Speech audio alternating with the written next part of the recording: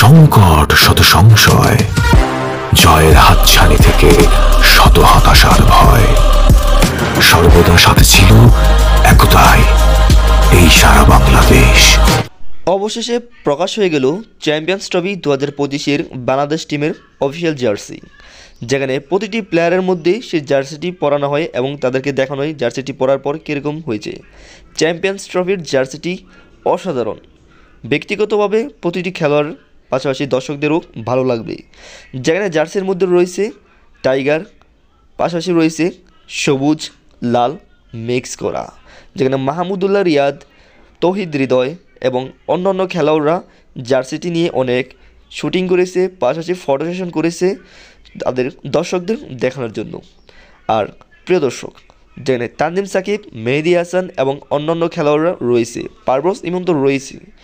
এখানে বিভিন্ন ধরনের স্টাইল দেওয়া হয়েছে এই জার্সিতে, যেখানে দেওয়া হয়েছে জার্সিতে বাংলাদেশের লোগো, অপর পাশে চ্যাম্পিয়ন্স ট্রফির সেই লেখাটি।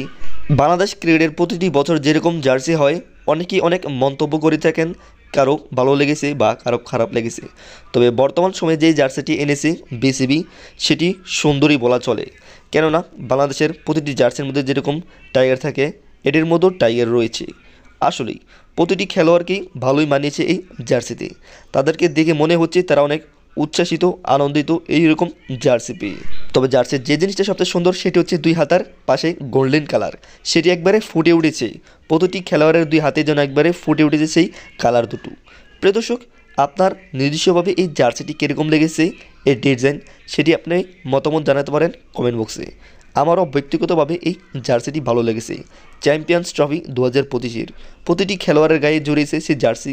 প্রতিটি খেলোয়াড়কে মাশাআল্লাহ খুবই সুন্দর লেগেছে এই জার্সিটির মাধ্যমে। প্রিয় দর্শক, আপনারা যদি এই চ্যানেলটিতে প্রতিনিয়ত সকল তথ্য পেতে চান, প্লিজ সাবস্ক্রাইব করে আমার পাশে থাকুন। সবাই ভালো থাকুন, সুস্থ থাকুন। আর হ্যাঁ, বাংলাদেশের চ্যাম্পিয়ন্স জার্সিটি যেরকম সুন্দর হয়েছে, ঠিক সেরকম বাংলাদেশের খেলোয়াড়রা ভালোভাবে সুন্দর খেলে বাংলাদেশের যেন কাপ আনতে পারে, সেই জন্য বাংলাদেশের জন্য সবাই দোয়া করবেন।